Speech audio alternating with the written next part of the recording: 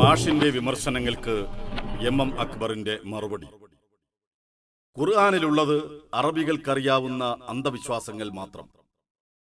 വിമർശനം: മുഹമ്മദ് നബിയുടെ കാലത്ത് അറേബ്യയിൽ നിലനിന്നിരുന്ന അന്ധവിശ്വാസങ്ങളല്ലാതെ മറ്റൊന്നും ഖുർആനിൽ ഇല്ലെന്നതിന് തെളിവാണ് ഖുർആനിലുണ്ടെന്ന് പറയുന്ന ഭ്രൂണശാസ്ത്ര പരാമർശങ്ങൾ.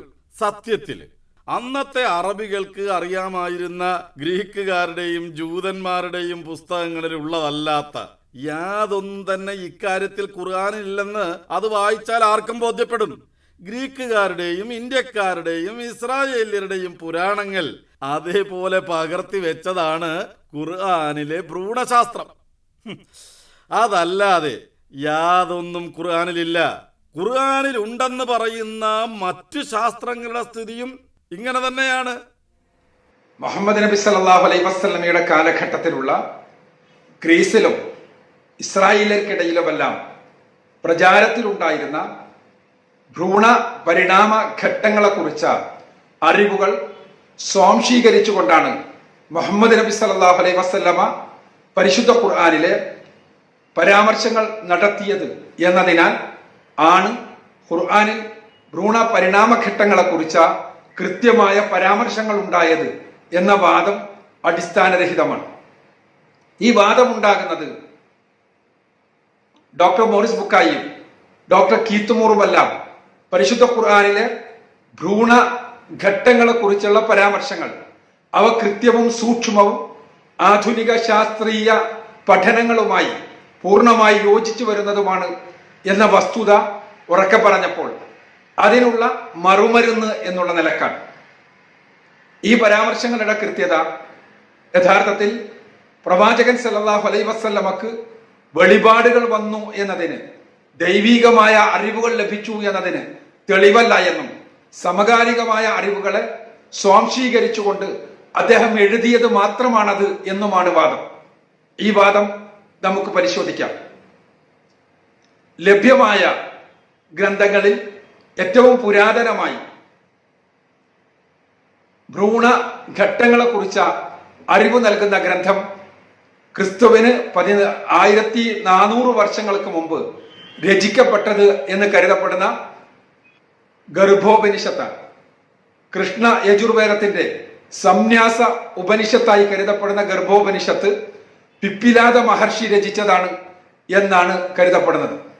ഭ്രൂണത്തിന്റെ ഘട്ടങ്ങളെ കുറിച്ച് സ്ത്രീ പുരുഷന്മാരുടെ ഭ്രൂണ നിർമ്മാണത്തിലുള്ള പങ്കിനെ കുറിച്ച് എല്ലാം കൃത്യമായ വീക്ഷണം അവതരിപ്പിക്കുന്ന ഗ്രന്ഥമാണ് ഗർഭോപനിഷത്ത്. ഗർഭോപനിഷത്തിൽ വളരെ വിശദമായി 2, 3, 4 വചനങ്ങളിൽ പറഞ്ഞിട്ടുള്ള കാര്യങ്ങളെ നമുക്ക് ഇങ്ങനെ സംശീകരിക്കാം. വിവിധങ്ങളായ പദാർത്ഥങ്ങളിൽ നിന്ന് ഉത്ഭൂതമാകുന്ന രസത്തിൽ നിന്ന് രക്തവും, അതിൽ നിന്ന് മാംസവും, അതിൽ നിന്ന് മേധസ്സും, അതിൽ നിന്ന് സ്നായുവും, അതിൽ നിന്ന് അസ്ഥിയും, അതിൽ നിന്ന് മജ്ജയും ഉണ്ടാകുന്നു. മജ്ജയിൽ നിന്നാണ് ശുക്ലം ഉണ്ടാകുന്നത്. 2, പുരുഷന്റെ ശുക്ലവും സ്ത്രീയുടെ ആർത്തവരക്തവും അഥവാ ശോണിതവും ചേർന്നാണ് ഗർഭം ഉണ്ടാകുന്നത്. 3, ഋതുസമയത്ത് ഉചിതമായ രീതിയിൽ ഗർഭധാരണം നടന്നാൽ ശുക്ലവും ശോണിതവും ചേർന്ന് ഒരൊറ്റ രാത്രി കൊണ്ട് കലലമായി പരിണമിക്കും.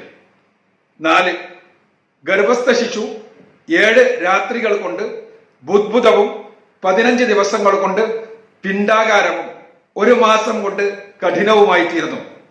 5, 2 മാസം കൊണ്ട് തലയും 3 മാസം കൊണ്ട് കാലും 4 മാസം മുട്ടുകളും അരയും വയറും 5 മാസം പൃഷ്ഠം, നട്ടെല്ല് എന്നിവയും രൂപപ്പെടുന്നു. 6 മാസത്തിലാണ് വായി, മൂക്ക്, ചെവി, കണ്ണുകൾ എന്നിവ രൂപപ്പെടുന്നത്. 7 മാസത്തിൽ കുഞ്ഞ് ജീവസ്പന്ദത്തോടെ പുഷ്ടിപ്പെടുന്നു. 8, പരിപൂർണ ശരീരം രൂപം പ്രാപിക്കുന്നത് 8 മാസത്തിലാണ്. 9, ശുക്ലമാണ് അധികമെങ്കിൽ ആൺകുഞ്ഞും ആർത്തവരക്തമാണ് അഥവാ ശോണിതമാണ് അധികമെങ്കിൽ പെൺകുഞ്ഞും, രണ്ടും തുല്യമാണെങ്കിൽ നപുംസകവുമാണ് ഉണ്ടാവുക. 10, സ്ത്രീ പുരുഷ സംയോഗം നടക്കുന്ന സന്ദർഭത്തില് ദമ്പതിമാരുടെ മനോവ്യഥ കാരണമാണ് കുഞ്ഞിന് അംഗവൈകല്യങ്ങൾ ഉണ്ടാകുന്നത്. 11 വായുവിനാൽ ശുക്ല ശോണിതങ്ങൾ ഭേദിക്കപ്പെടുന്നതിനാലാണ് ഇരട്ടകളും മറ്റും ഉണ്ടാകുന്നത്. 12 ജ്ഞാനേന്ദ്രിയാദികൾ ചേർന്ന് ശിശു പൂർണ്ണത പ്രാപിക്കുന്നത് 9ാം മാസത്തിലാണ്. ഈ പരാമർശങ്ങൾ എത്രത്തോളം കൃത്യമാണെന്ന് ആർക്കും പറഞ്ഞു കൊടുക്കേണ്ടതില്ല. സ്ത്രീയുടെ ആർത്തവരക്തവും പുരുഷന്റെ ബീജവും കൂടിച്ചേർന്നാണ് കുഞ്ഞുണ്ടാകുന്നത് എന്നും അത് ഉണ്ടാകുന്ന കുഞ്ഞിന്റെ ലിംഗ നിർണയത്തിന് കാരണം എന്താണെന്നും ഓരോ ഘട്ടങ്ങൾ എന്തൊക്കെയാണ് എന്നും വളരെ വ്യക്തമായി തന്നെ പരാമർശിക്കുന്ന പിപ്പിലാദ മഹർഷിയുടെ ഗർഭോപനിഷത്തിലെ പരാമർശങ്ങൾ കൃത്യമല്ലെന്ന് ഇന്ന് നമുക്കറിയാം. ഇതിനുശേഷം പിന്നീട് ഈജിപ്തുകാരുടെ സങ്കല്പമാണ്. ഈജിപ്തുകാരുടെ സങ്കല്പപ്രകാരം പുരുഷന്റെ വിത്തും സ്ത്രീയുടെ വിത്തും കൂടിച്ചേർന്നാണ് കുഞ്ഞുണ്ടാകുന്നത് എന്ന്. എന്നാൽ ഇതിൽ നിന്ന് വ്യത്യസ്തമായിരുന്നു ഇസ്രായേലിയരുടെ സങ്കല്പം. ഇസ്രായേലിയർ എങ്ങനെ വിശ്വസിച്ചിരുന്നു എന്ന് ബൈബിൾ പഴയ നിയമത്തിൽ നിന്ന് കൃത്യമായൊരു ചിത്രം ലഭിക്കില്ലെങ്കിലും ചില സൂചനകൾ നമുക്ക് ലഭിക്കും. ബൈബിൾ പഴയ നിയമത്തിലെ ഏറ്റവും പുരാതനമായ ഗ്രന്ഥമായി മനസ്സിലാക്കപ്പെടുന്നത് ഭാഷാശാസ്ത്ര പ്രകാരം ഇയ്യോബിന്റെ പുസ്തകമാണ്, ദ ബുക്ക് ഓഫ് ജോബ്. ഇയ്യോബിന്റെ പുസ്തകത്തിലെ 10ാം അധ്യായത്തിൽ നമ്മൾ ഇങ്ങനെ വായിക്കുന്നു. 10ാം അധ്യായം 9 മുതൽ 11 വരെയുള്ള വചനങ്ങൾ. കളിമണ്ണ് കൊണ്ടാണ് അങ്ങ് എന്നെ സൃഷ്ടിച്ചതെന്ന് അനുസ്മരിക്കണമേ. പൊടിയിലേക്കു തന്നെ അങ്ങ് എന്നെ തിരിച്ചയക്കുമോ? അങ്ങ് എന്നെ പാലുപോലെ പകർന്ന് തൈര് പോലെ ഉറ കൂട്ടിയില്ലേ? അങ്ങ് ചർമ്മവും മാംസവും കൊണ്ട് എന്നെ ആവരണം ചെയ്തു. അസ്ഥിക്കളും സ്ഥായുക്കളും കൊണ്ട് എന്നെ തുന്നിച്ചേർത്തു. പാല് കട്ടിയായി തൈരുണ്ടാകുന്നത് പോലെ ശുക്ലം കട്ടിയായിട്ടാണ് കുഞ്ഞുണ്ടാകുന്നത് എന്നാണ് ഇസ്രായേലിയരുടെ വിശ്വാസം എന്ന് ഇതിൽ നമുക്ക് മനസ്സിലാക്കാം. ഇതേപോലെ തന്നെ ബൈബിളിൽ കാനോനിക ഗ്രന്ഥങ്ങളിൽ ഉൾപ്പെടുത്തിയില്ലെങ്കിലും കത്തോലിക്കർ ഉത്തര കാനോനിക ഗ്രന്ഥങ്ങളായി അപ്പോക്രിഫ ഗ്രന്ഥങ്ങളായി കരുതപ്പെടുന്ന പഴയ നിയമത്തിന്റെ ഭാഗമായി ഉൾക്കൊള്ളിച്ചിട്ടുള്ള ഗ്രന്ഥങ്ങളിൽ ഒന്നാണ് വിജ്ഞാനത്തിന്റെ പുസ്തകം, ദ ബുക്ക് ഓഫ് വിസ്ഡം. വിജ്ഞാന പുസ്തകത്തിലെ 7ാം അധ്യായത്തിലെ 2ാമത്തെ വചനത്തിൽ വളരെ കൃത്യമായി തന്നെ ബീജത്തിൽ നിന്ന് പുരുഷ ബീജത്തിൽ നിന്ന് കുഞ്ഞുണ്ടാവുകയും ആ കുഞ്ഞിനെ ആർത്തവ രക്തം പരിപോഷിപ്പിക്കുകയും ചെയ്യുന്നു എന്ന പരാമർശം നമുക്ക് വായിക്കാൻ കഴിയും. ദാമ്പത്യത്തിന്റെ ആനന്ദത്തിൽ പുരുഷ ബീജത്തിൽ നിന്ന് ജീവൻ ലഭിച്ചു. 10 മാസം കൊണ്ട് അമ്മയുടെ രക്തത്താൽ പുഷ്ടി പ്രാപിച്ചു എന്നാണ് വിജ്ഞാന പുസ്തകം പറയുന്നത്. പുരുഷ ബീജത്തിൽ നിന്നാണ് കുഞ്ഞുണ്ടാകുന്നത് എന്ന ഇയ്യോബിന്റെ പുസ്തകത്തിലെ കാര്യം അതേപോലെ ആവർത്തിക്കുകയും എന്നാൽ 10 മാസം കൊണ്ട് അമ്മയുടെ രക്തത്താലാണ്, അമ്മയുടെ ആർത്തവ രക്തത്താലാണ് കുഞ്ഞ് പുഷ്ടി പ്രാപിക്കുന്നത് എന്ന കാര്യം പറയുകയുമാണ് ഈ പുസ്തകം ചെയ്യുന്നത്. പാശ്ചാത്യ ചികിത്സാ ശാസ്ത്രത്തിന്റെ പിതാവായി അറിയപ്പെടുന്നയാളാണ് ഹിപ്പോക്രാറ്റസ്. ക്രിസ്തുവിന് 460 വർഷങ്ങൾക്ക് മുമ്പ് ജനിക്കുകയും 377 വർഷങ്ങൾക്ക് മുൻപ് മരണപ്പെടുകയും ചെയ്ത ഹിപ്പോക്രാറ്റസ് തന്റെ ഭ്രൂണശാസ്ത്ര വിവരങ്ങൾ, ഭ്രൂണ പരിണാമത്തെക്കുറിച്ചുള്ള അദ്ദേഹത്തിന്റെ വിവരങ്ങൾ അദ്ദേഹത്തിന്റെ 3 പുസ്തകങ്ങളിലായിട്ടാണ് പറയുന്നത്. ഗ്രീക്കിൽ നിന്ന് ഇംഗ്ലീഷിലേക്ക് പരിഭാഷപ്പെടുത്തപ്പെട്ടിട്ടുണ്ട് പ്രസ്തുത 3 പുസ്തകങ്ങൾ. റെജിമൻ അഥവാ ചികിത്സാശാസ്ത്രം, സീഡ് അഥവാ വിത്ത്, നേച്ചർ ഓഫ് ദി ചൈൽഡ് അഥവാ കുഞ്ഞിന്റെ പ്രകൃതം തുടങ്ങിയ പുസ്തകങ്ങളിൽ അദ്ദേഹം വളരെ വിശദമായി തന്നെ എങ്ങനെയാണ് കുഞ്ഞുണ്ടാകുന്നത് എന്ന തന്റെ വീക്ഷണം അവതരിപ്പിക്കുന്നുണ്ട്. അവയെ നമുക്ക് ഇങ്ങനെ സംഗ്രഹിക്കാം. എല്ലാ പ്രാപഞ്ചിക പ്രതിഭാസങ്ങളും അഗ്നിയും ജലവും ചേർന്നാണ് ഉണ്ടാകുന്നത്. ഇതിൽ അഗ്നിയാണ് ഭ്രൂണത്തിന് കാരണമായി തീരുന്നത്. 2 മാതാവും പിതാവും ശുക്ലം ഉൽപ്പാദിപ്പിക്കുന്നുണ്ട്. ഗർഭധാരണത്തിന്റെ സമയത്തല്ലാതെ പിതാവും മാതാവും വിസർജിക്കുന്ന ശുക്ലങ്ങൾ മാതാവിന്റെ ജനനേന്ദ്രിയത്തിൽ നിന്ന് പുറന്തള്ളപ്പെടുന്നു. ഗർഭധാരണക്കാലത്ത് ഈർപ്പത്താൽ ഗർഭാശയ രന്ധ്രം ചുരുങ്ങുന്നതിനാൽ രണ്ടുപേരുടെയും ശുക്ലങ്ങൾ അവിടെ തങ്ങുകയും കൂടിച്ചേരുകയും ചെയ്യുന്നു. 3 ശരീരത്തിന്റെ വ്യത്യസ്ത ഭാഗങ്ങളിൽ നിന്നാണ് ശുക്ലം ഉണ്ടാകുന്നത്. ശക്തമായ ശാരീരിക അവയവങ്ങളിൽ നിന്ന് ബലമുള്ള ബീജവും അശക്തമായ ശാരീരിക അവയവങ്ങളിൽ നിന്ന് അബല ബീജവും ഉണ്ടാകുന്നു. 4 രണ്ടുപേരുടെയും ശുക്ലത്തിൽ സ്ത്രീ ബീജവും പുരുഷ ബീജവും ഉണ്ടായിരിക്കും.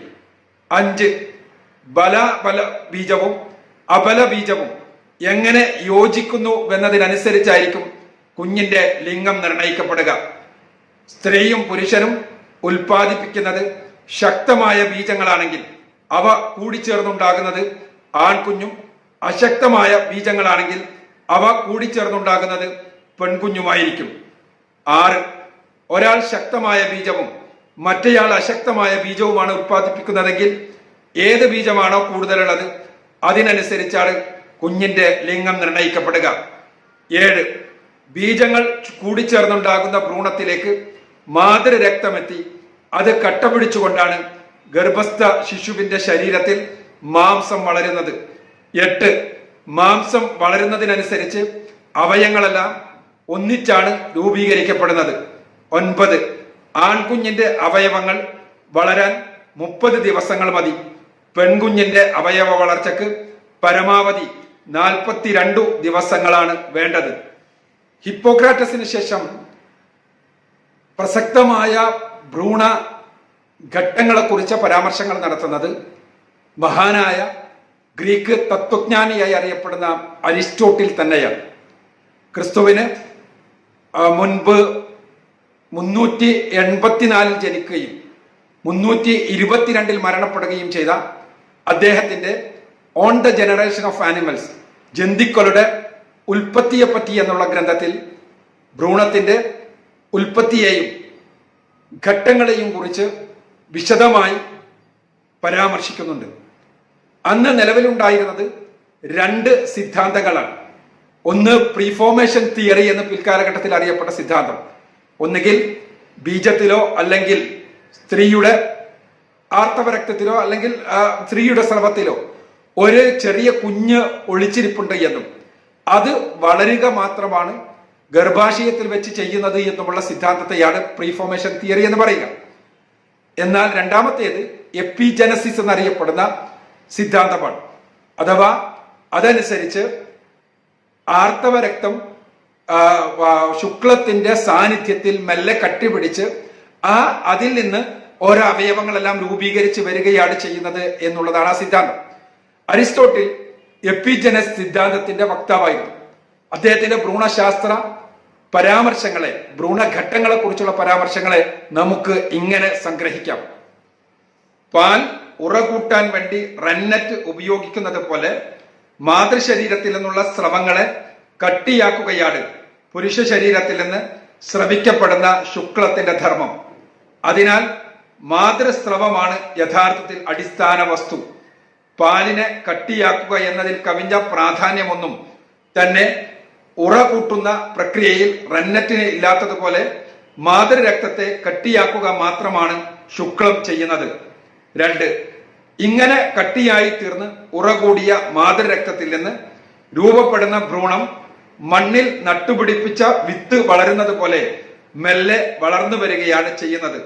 3 ഗർഭസ്ഥ ശിശുവിന്റെ ശരീരത്തിൽ ആദ്യമായി പ്രവർത്തനം ആരംഭിക്കുന്നത് ഹൃദയമാണ്. 4 ഹൃദയത്തിൽ നിന്ന് ആരംഭിക്കുന്ന രക്തധമനികൾ ശരീരത്തിലാകമാനം വിന്യസിക്കപ്പെടുന്നു. 5 ശരീരാവയവങ്ങളുടെ രൂപീകരണം നടക്കുന്നത് താപത്തിന്റെയും തണുപ്പിന്റെയും പ്രവർത്തന ഫലമായിട്ടാണ്. ചില അവയവങ്ങൾ ഘനീഭവിക്കപ്പെടുന്നത് താപത്താലാണെങ്കിൽ മറ്റ് ചിലവ ഉണ്ടാകുന്നത് തണുപ്പിനാലാണ്. 6 പോഷകാഹാരം രക്തത്തിലൂടെ ശരീരാവയവങ്ങളിലേക്ക് ഒലിച്ചിറങ്ങുമ്പോഴാണ് അതിന്റെ ഒപ്പം തന്നെയുള്ള മാംസം രൂപീകരിക്കപ്പെടുന്നത്.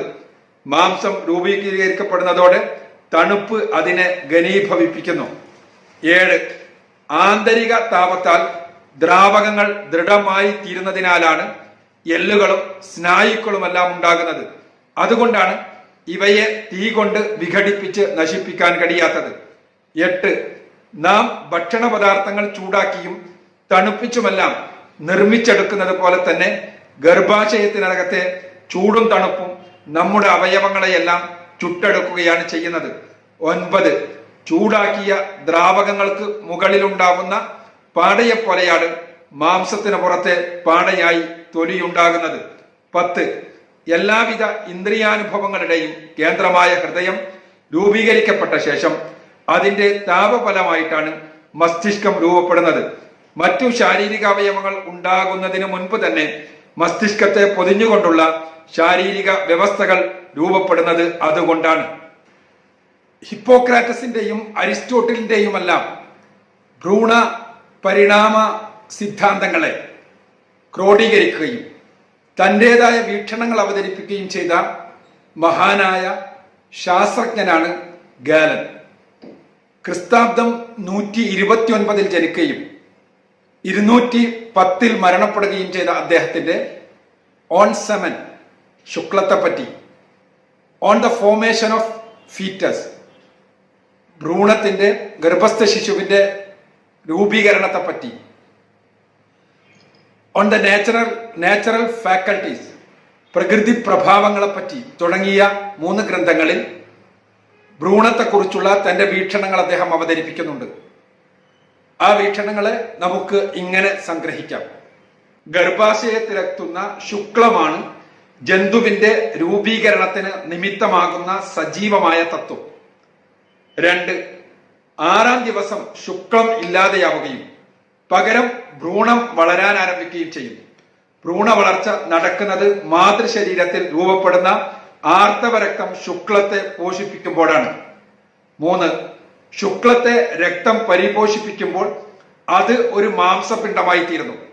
ഹൃദയമോ കരളോ മസ്തിഷ്കമോ ഇല്ലാതെ തന്നെ ഈ മാംസപിണ്ഡം നിലനിൽക്കുകയും വളരുകയും ചെയ്യുന്നു. 4, ശരീരത്തെ ഭരിക്കുന്ന 3 അവയവങ്ങൾ ഒരു നിഴൽ ചിത്രത്തിൽ എന്ന വണ്ണം പ്രത്യക്ഷപ്പെടുന്ന ഘട്ടമാണ് അടുത്തത്. ഈ അവയവങ്ങൾ കൂടുതൽ വ്യക്തതയോടെ ദൃശ്യമാകുന്നതോടൊപ്പം തന്നെ വയറിന്റെ ഭാഗങ്ങളും മെല്ലെ പ്രത്യക്ഷപ്പെടാൻ ആരംഭിക്കുന്നു. 5, ഇതിനുശേഷം ശാരീരിക അവയവങ്ങൾ വേർപിരിയുകയും കൃത്യമായി കാണാനാവുന്ന അവസ്ഥ സംജാതമാവുകയും ചെയ്യുന്നു. 6, ശരീരത്തിലെ കൊമ്പുകളും ചില്ലകളുമെല്ലാം പ്രത്യക്ഷീഭവിക്കുന്നു. അങ്ങനെ കുഞ്ഞിന്റെ ശരീരം പൂർണ്ണ രൂപം പ്രാപിക്കുന്നു.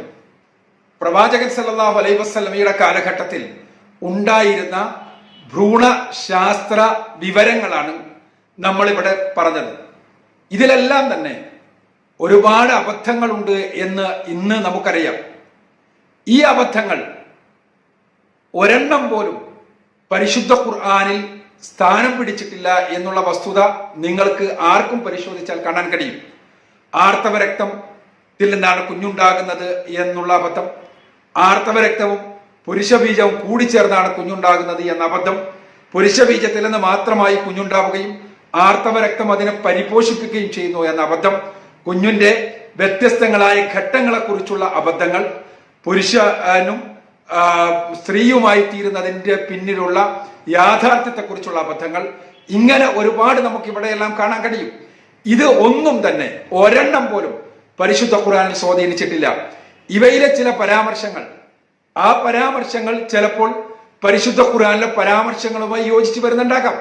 പക്ഷേ അവിടെ നമ്മൾ മനസ്സിലാക്കേണ്ടത് ഇവയെല്ലാം മുഹമ്മദ് നബി പഠിക്കുകയും ഇതിൽ അബദ്ധങ്ങൾ മുഴുവനും ഇല്ലാതെ സുബദ്ധങ്ങൾ മാത്രമെടുത്ത് ഒരു ഗ്രന്ഥം എഴുതുകയും ചെയ്തു എന്നാണ് വാദമെങ്കിൽ മുഹമ്മദ് നബി ഏത് രൂപത്തിലുള്ള ഒരാളായിരുന്നു എന്ന് ആണ് ഇവർ സങ്കല്പിക്കുന്നത് എന്നാണ് പറയേണ്ടത്. കാരണം ദിവ്യമായ വെളിപാടില്ലാതെ അന്നത്തെ ഗ്രീക്ക് ജ്ഞാനവും ഭാരതീയ ജ്ഞാനവും ഇസ്രായേലരുടെ ജ്ഞാനവുമെല്ലാം പരിശോധിച്ച് അതിൽ സത്യമായത് മാത്രം വേർതിരിച്ച് അസത്യമായതെല്ലാം തള്ളിക്കളഞ്ഞ് അങ്ങനെ വളരെ കൃത്യമായൊരു ഫിൽട്രേഷന് മുഹമ്മദ് റസൂലുള്ളാഹി സ്വല്ലല്ലാഹു അലൈഹി വസല്ലമ വിധേയമാക്കി എന്നാണെങ്കിൽ അദ്ദേഹത്തിന് എന്തോ ദിവ്യമായ കഴിവുണ്ടായിരുന്നു എന്ന് തന്നെ അംഗീകരിക്കേണ്ടി വരും എന്ന കാര്യത്തിൽ സംശയമില്ല.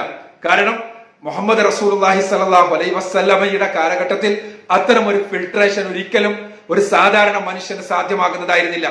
അന്നത്തെ കാലത്തെ ഭ്രൂണശാസ്ത്രപരമായ അറിവുകളിലുള്ള അബദ്ധങ്ങൾ ഒന്നും തന്നെ പരിശുദ്ധ ഖുർആനിലില്ല. ഖുർആൻ പൂർണ്ണമായും സത്യസന്ധമായി മാത്രം കാര്യങ്ങൾ പറയുന്നു, ഒരൊറ്റ അബദ്ധവും ഇല്ലാതെ. അത് തന്നെയാണ് ഖുർആനിന്റെ സവിശേഷത. അഫലാ യതദബ്ബറൂനൽ ഖുർആന വലൗ കാന മിൻ ഇൻദി ഗൈരില്ലാഹ് ലവജദൂ ഫീഹി ഇഖ്തിലാഫൻ കസീറ. അവർ ഖുർആനിനെ കുറിച്ച് ചിന്തിക്കുന്നില്ലേ, അതെങ്ങാനും പടച്ചവന്റെ പക്കൽ നിന്നുള്ളതല്ലായിരുന്നുവെങ്കിൽ അവർക്കതിൽ ധാരാളം വൈരുദ്ധ്യങ്ങൾ, ധാരാളം അബദ്ധങ്ങൾ കണ്ടെത്താൻ കഴിയുമായിരുന്നു. ഇല്ല, ഖുർആനിൽ ഒരു അബദ്ധവും ഇല്ല.